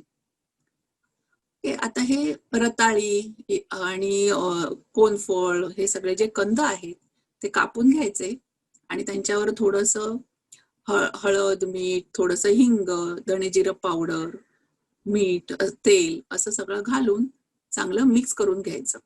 तुम्ही गोडा मसाला वापरा किंवा काश्मीरी मिरची पावडर वापरा किंवा थोडासा दुसरा तिखट मसाला वापरला तरी चालेल. तुम्हाला काय पचतं, तुम्हाला कशाने त्रास होत नाही, ते प्रत्येकाने आपलं आपलं शोधून काढायचं. असं हे सगळं मिक्स करून घेतलं. मग त्याच्यामध्ये या सगळ्या घेवड्याच्या शेंगा ज्या वेगवेगळ्या कापलेल्या आहेत त्या मिक्स करून घ्यायच्या. म्हणजे त्याला चांगलं तो मसाला लागला पाहिजे. हे भिजवलेले शेंगदाणे हे फार चविष्ट लागतात, कारण सगळ्या भाज्यांचा अर्क त्या शेंगदाण्यांमध्ये येतो आणि फार चविष्ट लागतात. असं सगळं मिक्स करून घ्यायचं.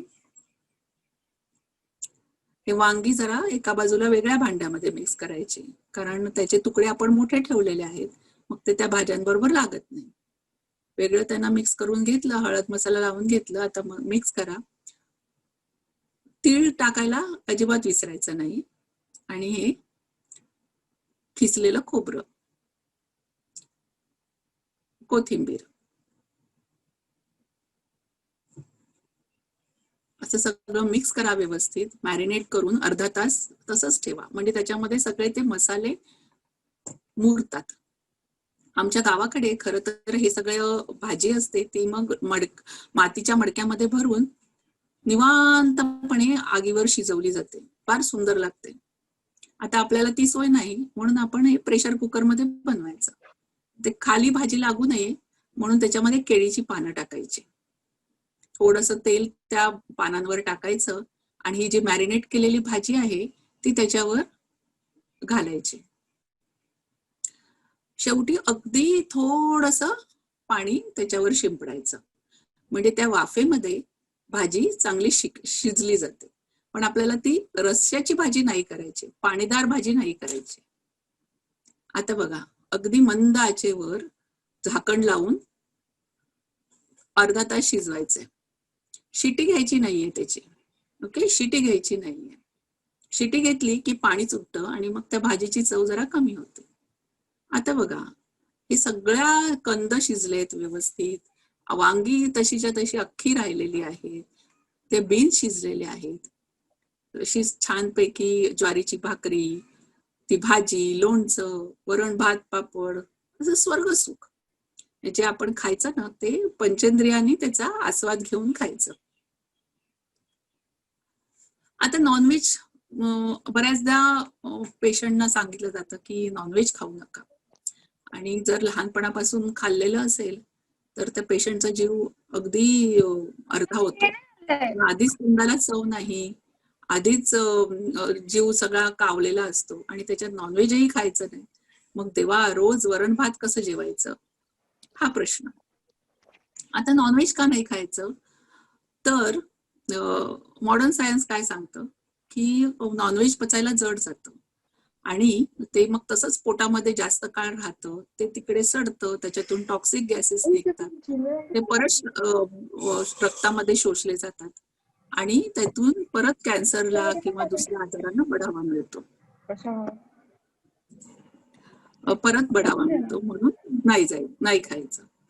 पण दुसराही एक प्रकार आहे. आयुर्वेद काय सांगतं की जर आजारी माणूस असेल ना तर त्याची परत शक्ती भरून यायला, म्हणजे आजारपणातून उठला असेल किंवा समजा पूर्वीच्या काळी युद्धावर जायचे किंवा मोठा काहीतरी घाव लागलेला आहे तो भरून काढायचा असेल तर चिकन सूप, कलेजी सूप, पाया सूप, मटण सूप असं जरूर द्यावं, त्यांनी शक्ती भरून निघते.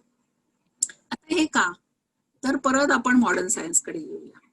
तर आपल्या शरीरामध्ये जी शक्ती मिळते, शक्ती तयार होते किंवा समजा ती एटीपी, ऍडिनोसिन ट्रायफॉस्फेट या स्वरूपामध्ये आपल्याला ती एनर्जी मिळते. तर ग्लुकोज पासून म्हणजे शुगर पासून ते एटीपी ह्याच्यापर्यंत जायला एक 5-6 स्टेप्सची ती प्रोसेस आहे. त्याच्यामध्ये मध्ये अनेक एन्झाईम्स लागतात. त्यातला एक महत्वाचा एन्झाईम आहे को एन्झाईम Q10. तर हे जे को एन्झाईम Q10 आहे ते या कलेजीमध्ये भरपूर प्रमाणात असतं.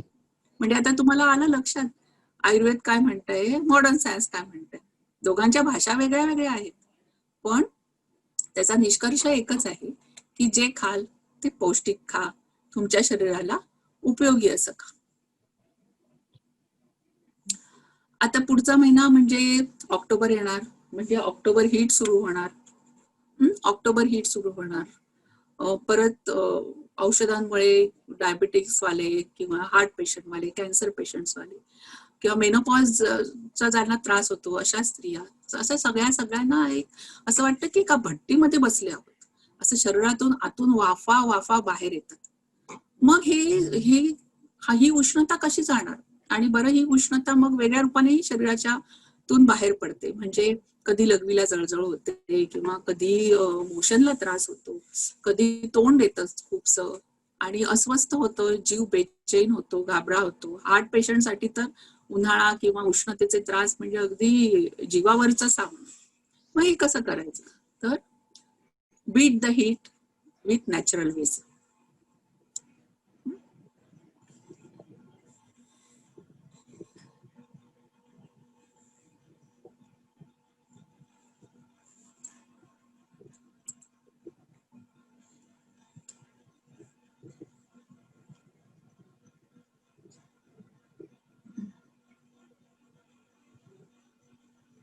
बघा, मी परत सांगते की आपल्याला काय होतंय ना हे नक्की ओळखायला शिका, की कशामुळे होतंय, काय होतंय, ह्याच्या मुळापर्यंत जायचं. आता उन्हाळ्याचा त्रास होतोय किंवा शरीरामध्ये गरमी वाढली, काय सिम्पटम्स आहेत त्याचे? Dryness in mouth, burning sensation while urinating, गुदप प्रदेशी जळजळ.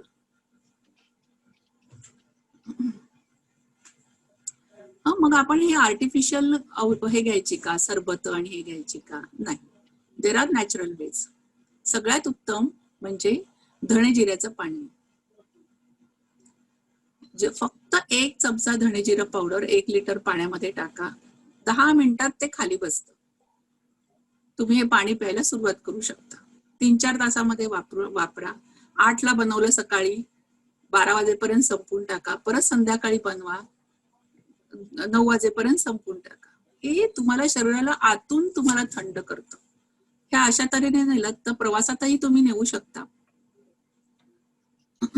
सब्जा आहे. सब्जामध्ये पण खूप कुलिंग असतं आणि तुमचं प्लस त्याच्यामध्ये फायबर असतं. तुमचे बॉवेल मुवमेंट म्हणजे मोशनला अतिशय उपयुक्त आहे.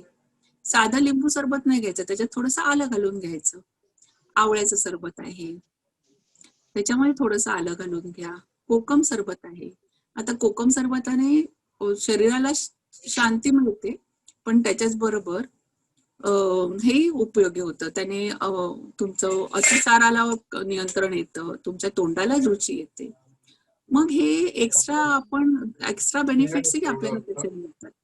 मग आपण त्या साध्या सरळ उपायांचा वापर करून नाही आपलं आरोग्य टिकवायचं का? धणे-जिऱ्याचं पाणी तर इतकं चांगलं आहे. माझ्या घरी म्हणजे मी स्वतः 12 महिने धणे-जिऱ्याचं पाणी पित असतं. आणि उन्हाळा आला की माझा मुलगाही सांगतो, आई ते जरा माझा तांब्या भरून ठेव. तिघांचे 3 तांबे धणे-जिऱ्याचं पाणी हे करून केलेले असतात.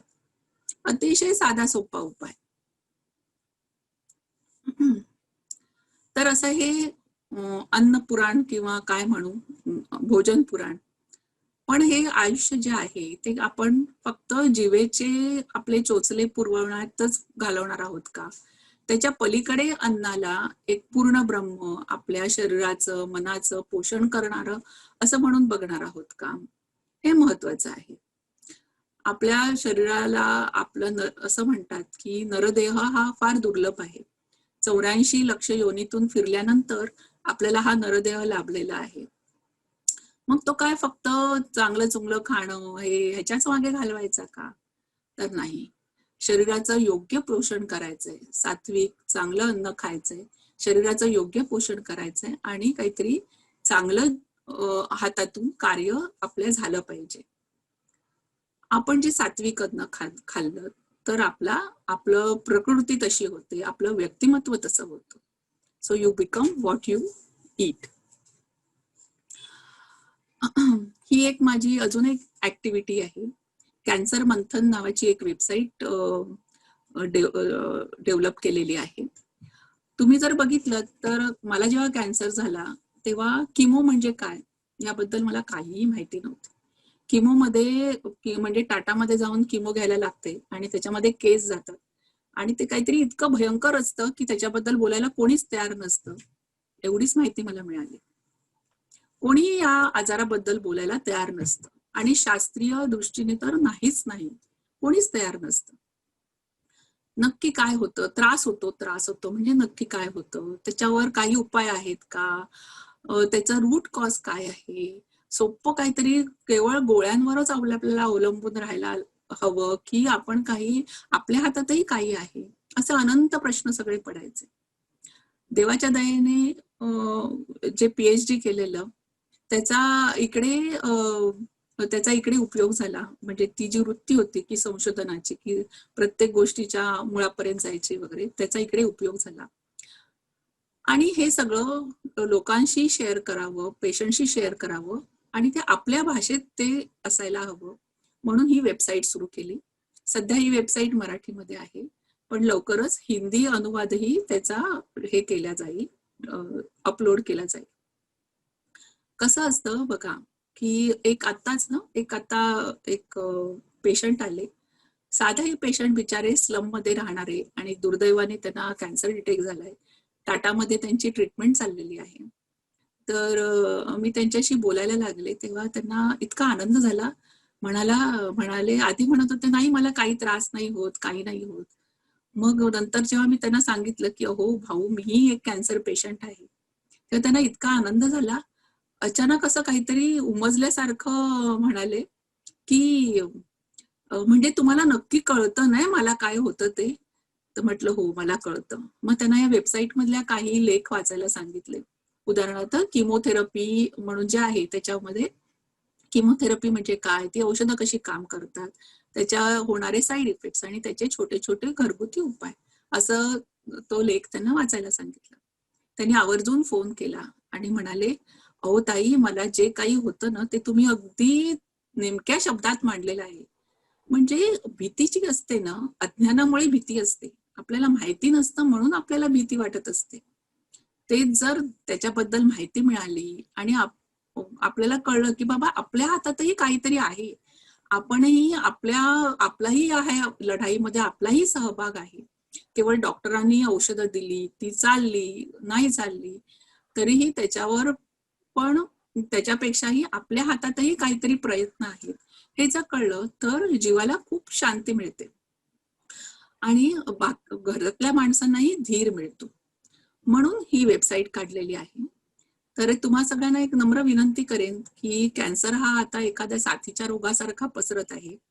तर तुम्ही जरूर तुमच्या आजूबाजूला कोणी जर पेशंट असले, कोण आढळले तुम्हाला, तर त्यांना ही वेबसाईट आणि या YouTube चॅनेलचा रेफरन्स तुम्ही जरूर द्या.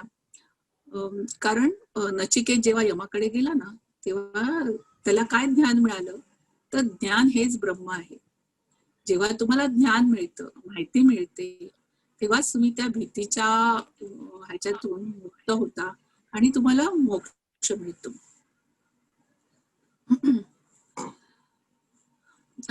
आता हे सगळं जग जे आहे ते एका भयंकर परिस्थितीतून जात आहे. एका कोविडच्या महामारीतून जात आहे. कॅन्सर म्हणा, एड्स म्हणा किंवा दुसरे कुठलेही जेव्हा संकट येतात, सुनामी म्हणा, भूकंप म्हणा, अशी कुठलीही जेव्हा संकट येतात, तेव्हा मृत्यूची जी भीती असते ना, ती सगळं तुमचं जग व्यापून राहतं. आणि असं मृत्यूला नजर देऊन असं उभं राहणं खूप कठीण असतं. रश्मिताईंचं आणि त्यांच्या यजमानांचं आणि आधार रेखेच्या निमित्ताने जोडले गेलेल्या सगळ्या पेशंटचं मला म्हणून मोठं कौतुक वाटतं की असं सगळं जेव्हा कळतं की आपल्याला कॅन्सर झालेला आहे, तेव्हा सगळं बेचिराग होतं, सगळं उद्ध्वस्त होतं जग. त्याच्यातून उभं राहणं, त्या फिनिक्स पक्षाप्रमाणे, फिनिक्स पक्षी म्हणे राखेतून उभं राहतं, तसं त्या राखेतून उभं राहणं आणि पुन्हा आपलं आयुष्य सुरू करणं, ह्याला एक खूप जिद्द लागते. आणि त्या म्हणजे ठीक आहे, आपलं आयुष्य खूप लोक असे 90 काय 95% लोक असे असतात की झालं, संपलं, मी आता बरा झालो त्याच्यातून, आता मला तो चॅप्टर क्लोज, मला आता त्याच्याशी काही घेणं देणं नाही, असं आप करून ते दुःखाचं शिवधनुष्य, मी म्हणते त्याला, दुःखाचं वेदनेचं शिवधनुष्य आहे, ते उचलायची ताकद, ती कुवत आणि ती वृत्ती खूप कमी जणांजवळ असते. म्हणून ह्या अशा ज्या संस्था असतात, कॅन्सर सपोर्ट ग्रुप्स आणि ह्या समाजाला अतिशय गरजेच्या असतात.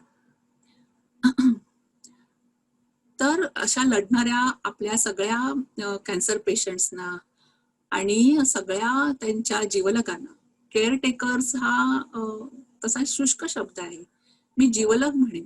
कारण फक्त फॅमिली मेंबर्स नाहीत, मित्रमैत्रिणी, किती शेजारी पाजारी, सगळेजण अफेक्ट होतात त्यांनी.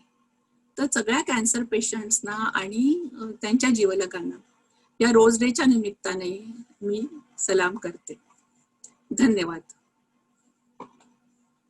धन्यवाद मॅडम. मला असं वाटतं की आज आधार रेखा आणि मला स्वतःला मी भाग्यवान समजते की आजच्या प्रसंगाला अतिशय योग्य असा आपल्याला वक्ता आज मिळाला आणि अगदी समोर असून मनापासून त्या आपल्याशी बोलत होत्या. तुम्ही बघितलं की अगदी आपण नेहमी वापरतो तसे शब्द म्हणजे ट्रॅडिशनल डाएट किंवा विल पॉवर.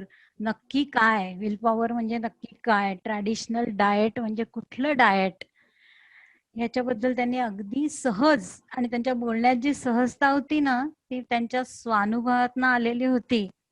आणि जे मांडण्याची पद्धत होती ती शास्त्रीय विचार त्याच्या मागे असण्याची, म्हणजे त्या सायंटिस्ट आहेत असं ओळखीत जरी सांगितलं नसतं तरी त्यांचं बोलणं ऐकल्यावर तुम्हाला सगळ्यांना नक्की पटलं असतं. तर अतिशय शास्त्रीय विचार करण्याची पद्धत आणि स्वानुभव. मला मजा वाटली जेव्हा त्यांनी सांगितलं की वेटिंग रूमचा इतका सुरेख उपयोग त्यांनी केला, कारण मी स्वतः किती तास त्या वेटिंग रूम मध्ये घालवले आहेत ते आठवलं तरी सगळ्यांना आपल्याला हे होतं. तर या वेटिंग रूमचा एवढा सुरेख उपयोग करून त्यांनी नवसंजीवनी ग्रुप हा कॅन्सर सपोर्ट ग्रुप चालू केला आणि तिथेच त्यांची पॉझिटिव्हिटी, सकारात्मकता आपल्याला दिसते. त्यांनी आपल्याला बोलण्यातून अनेक गोष्टी सांगितल्या. शेवग्याच्या झाडासारख्या मिरॅकल ट्री बद्दल तर त्या बोलल्याच, पण आवळा, ज्याला वन फ्रूट फार्मसी असं म्हटलं जातं, की एका फळामध्ये सगळं फार्मसीत जेवढे गोळ्या मिळतात तेवढं सगळे त्याचे गुणधर्म आहेत असं म्हटलं जातं, त्याच्याबद्दलही त्या बोलल्या. कडधान्य खा, कडधान्य खा असं नुसतं न म्हणता मूग मसूर यांचं त्यांनी आपल्याला महत्व पटवून दिलं. अगदी साध्या साध्या रेसिपीज त्यांनी दाखवल्या, पण किती सुंदर होत्या. मला आज खात्री आहे की आज तुमच्या ज्या रुजुताज हेल्थ पॅलेट त्याला अनेक सबस्क्रायबर्स तुम्हाला मिळणार आहेत, आणि कॅन्सर मंथनद्वारे जे तुम्ही सोप्या शब्दात सगळी शास्त्रीय माहिती उपलब्ध करून दिली आहे ती मला वाटतं की अतिशय मोलाची आहे. मॅडम, तुमचे आभार मानावेत तेवढे थोडे आहेत. एक पॉझिटिव्ह वाईब ज्याला म्हणतात ती आम्हाला आमच्यापर्यंत तुमच्याकडनं पोहोचत होती. जरी या व्हर्च्युअल माध्यमातून आपण भेटत होतो, एकमेकांच्या समोर नसलो तरी सुद्धा या पॉझिटिव्ह वाईब्स सगळ्यांपर्यंत नक्की पोहोचल्या असतील. मॅडम, मनापासून तुमचे आभार मानते आणि या कॅन्सर रोज डेचे तुम्हाला पण शुभेच्छा देते. मला आज संगीता कुलकर्णी, अंजली लेले, सायली देशपांडे, अनुराधा मेंदळे यांचे पण विशेष आभार मानावेसे वाटतात, कारण सुरुवातीला जो आम्ही कार्यक्रम किंवा सगळ्यांना रोज डेचं सेलिब्रेशन केलं त्याच्यात त्यांनी त्यांचा मोठा सहभाग होता. सर्व कॅन्सर फायटर्स जे आज आपल्याला इथे आपल्या कार्यक्रमात होते त्यांच्याबद्दल पण मी कृतज्ञता व्यक्त करते की त्यांनी इथे आपला हा कार्यक्रम त्यांनी बघितला आणि ते सहभागी झाले. नेहमीप्रमाणे 80च्या वर पार्टिसिपंट्स जॉईन झाले होते, त्या सगळ्यांना मनापासून धन्यवाद. पुढच्या वेळेचा कार्यक्रम सांगते आणि आपली रजा घेते. पुढच्या मंगळवारी 29 सप्टेंबरला आपण परत भेटणार आहोत 4:30 वाजता, एक परत वेगळा विषय घेऊन, आणि तो विषय आहे आयकर म्हणजे इन्कम टॅक्स आणि आपलं आरोग्य. इन्कम टॅक्स आणि आरोग्य म्हणजे आरोग्यासंबंधी इन्कम टॅक्स मध्ये जे वेगवेगळे सेक्शन्स आणि आर्टिकल्स आहेत त्यांचा उपयोग कसा करून घ्यायचा याबद्दल आपल्याला CA नितीन गोखले आपल्या भाषणातनं मार्गदर्शन करणार आहेत. तर पुढच्या मंगळवारी सुद्धा 4:30 वाजता अशाच मोठ्या संख्येने आपण परत भेटूया. परत एकदा रुजुता मॅडमचे मनापासून आभार मानते आणि सगळ्या पार्टिसिपंट्स आणि सगळ्या कॅन्सर फायटर्सना मनापासून नमस्कार करते. धन्यवाद. धन्यवाद. धन्यवाद. Thank you, ma'am, for this wonderful session. Thank to all the doctors and the helpers who make this program a very good success. Thank you so much. Rujita ma'am, hats off to you. Thank Thank you, you. Nita madam. Rujita madam, फारच छान झालं. Thank you. आणि त्या अनुभवातनं तुम्ही बोललात त्यामुळे त्याला कीच धन आहे. नुसतं लोकांसकरात सगळा उपदेश त्यापेक्षा तुम्ही अनुभवातनं जे सांगितलं, हॅट्स ऑफ टू यू. काय ना, डाएट आणि रेसिपी ह्याच्यामध्ये फरक आहे. म्हणजे नुसतं डाएट आणि पथ्यकर आहार ह्याच्यामध्ये खूप फरक आहे. डाएट म्हणजे नुसतं माणसाचा हाडाचा सापळा. म्हणजे जेव्हा आपण डायटिशियन कडे जातो तेव्हा ते आपल्याला सांगतात हे अमुक ग्रॅम इतकं खा, अमुक ग्रॅम इतकं खा, आणि ते काय आपल्याला आपल्या त्या दिनचर्येमध्ये बसत नाही. पण ह्या ज्या रेसिपीज आहेत ना, म्हणजे ते कसं आपली आई जेव्हा आपण आजारी पडतो तेव्हा जे प्रेमाने करून घालते ना, आपण बरं व्हावं या उद्देशाने, त्या म्हणजे ह्या रेसिपीज आहेत. आणि कॅन्सर मध्ये तोंडाची चव जाणं हे फारच म्हणजे मोठा एक हे आहे. त्यामुळे अशा पौष्टिक आणि रुचकर रेसिपीज केल्या तर नक्कीच मला वाटतं पेशंटला पण कितीतरी बरं वाटेल. हो. रुचिता ताई, तुमचे खरंच खूप आभार. मी डॉक्टर माधुरी पेजावर, आणि तुम्ही म्हणजे कॅन्सर मधनं त्या बऱ्या झाल्याच आहात, पण त्याच्या बरोबरीने हे जे उपक्रम तुम्ही सुरू केले आहेत की ह्या रेसिपीज म्हणा किंवा तुमचा हा चॅनल, युट्यूब चॅनल म्हणा किंवा वेबसाईट म्हणा, आणि हे बाकीच्यांना नवसंजीवनी, तर मला तुमच्या मनाच्या उभारीची कमाल वाटते. कौतुक करावंसं वाटतं, आणि म्हणून मी खरी बोलत नाही कुठल्याही ह्याच्यामध्ये, पण आज मला मनापासून असं वाटलं की तुम्हाला धन्यवाद. Thank you very much. धन्यवाद माधुरीताई. पण हा हे टीमवर्क आहे सगळं. मी त्याचा केवळ एक चेहरा आहे, पण ह्याच्या मागे अनेक जणांचे परिश्रम आहेत. माझे घरचे म्हणजे माझे यजमान, माझा मुलगा, नवसंजीवनीच्या बाबतीमध्ये आमचे इनामदार सर आणि आमचे कॅन्सर पेशंट मधून उभे झालेले आमचे टीचर्स, या सगळ्यांचा ह्याच्यामध्ये सहभाग आहे. सगळ्यांना धन्यवाद. आणि बोलताना थोडंसं असं वाटत होतं तुम्ही दमलाय का म्हणून, पण तुम्ही अगदी शेवटपर्यंत व्यवस्थित सगळं सांगितलं. म्हणजे आम्ही नॉन कॅन्सरला सुद्धा तुम्ही उभारी दिली की नक्की तुम्हाला वाटेल तुमचा प्रोग्राम ऐकता ऐकता, पण आपण पटापट मी सिरियल्स पण काढले की चला उद्याला सकाळी ब्रेकफास्ट करता आपण हे करायचंय म्हणून. सो बोलण्यामध्ये तुमची ऊर्जा जी होती त्याचं मला खूप कौतुक करावं असं वाटतं. आणि रश्मिताई धन्यवाद. दर मंगळवारी तुम्ही अशा छान लोकांना घेऊन येतोय आमच्या समोर. Thank you very much.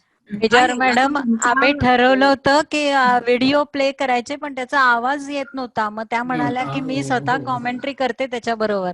ऍक्च्युअली त्या सगळ्या व्हिडिओज ना त्याची कॉमेंट्री आहे, पण त्यांनी स्वतः कॉमेंट्री केली. मला जाणवत होतं की आपण त्यांना किती त्रास दिला, एवढं तास दीड तास सलग बोलायला लागलं त्यांना. पण म्हणजे मला परत एकदा अरविंद सरांची आठवण आली की त्यांच्यासारखेच मनाची उभारी असलेली ही लोक आहेत. आणि त्या म्हणल्यात त्याप्रमाणे मी ते हे करून घेतलाय, फोटो काढून घेतलाय. त्यामुळे आता मैत्रिणींच्याकडे पाठवून देते की कॅन्सर होईपर्यंत वाट बघण्याची काही गरज नाही. अशा रेसिपीज आपण करू शकतो आणि म्हणजे I like it that way also. Marathi undhiyo तर फारच सीट, म्हणजे अगदी आता कधी त्या सगळ्या भाज्या मिळतात आणि आपण करतोय. खरं खरं खरं. Thank you thank you. नाही, हे सगळं उपक्रम करायच्या मागे म्हणजे आपोआप सुरू झाले ते की तुमच्याकडे 2 चॉईस असतात. एक तर तुम्ही रडून पडून तुमचं जे काही आयुष्य असेल ते घालवा, किंवा ते पॉझिटिव्हली घालवा. माझ्या डोळ्यासमोर एक हे होतं की माझा मुलगा तेव्हा खूप लहान होता आणि माझी आयुष्याची दोरी तर संपलेली. तर मला असं नाही वाटायचं की माझ्या मुलाच्या आठवणीमध्ये त्याची आई अशी रडकी, बेड रिडन आणि अशी राहायला नको. तर नेहमी अशी स्ट्रॉंग आणि ऊर्जेने भरलेली, हसत खेळत असणारी अशी माझी आठवण त्याला राहायला हवी. हे माझ्या डोळ्यासमोर एक मोठं उद्दिष्ट होतं. दुसरं म्हणजे तुम्ही जेव्हा हे असे उपक्रम करता आणि हे करता ना, तेव्हा तुम्हालाही स्वतःला त्याच्यातून खूप ऊर्जा मिळते आणि ते हिलिंग तुमचं आपोआप आतून होत असतं. मला असं आता म्हणजे एक आठवण नुसतीच सांगावीशी वाटते, शेअर करावीशी वाटते. एक माझ्या ओळखीच्या आहेत, तर ऑस्ट्रेलियामध्ये असे अगदी जे मरणपंथाला टेकलेले जे लोक असतात त्यांच्याकरता म्हणून स्पेशल नर्सिंग केलं जातं. आणि ती जी व्यक्ती असते नर्स म्हणून जाणारी, ती त्यांना विचारते की काय बाबा आता तुम्हाला 6 महिने आहेत, 3 महिने आहेत, तर ह्या 3 महिन्यामध्ये तुमचं काय उद्दिष्ट आहे की आपल्याला काय साध्य करता येईल, तर आपण ते करायचं. So daily what will you like to do. आणि त्यांचे मी पेशंट बरे झालेले पाहिले, तर ते पेशंट त्यांना मिठी मारतात आणि ते सांगतात की आपण एकत्र आलो आणि हे सगळं केलं, त्यामुळे माझं 3 महिन्याचं आयुष्य 3 वर्षावर गेलं वहिनी, किंवा 10 वर्षावर गेलं. आणि तो जो काही इन्सिडन्स मी पाहिलेला होता तो मला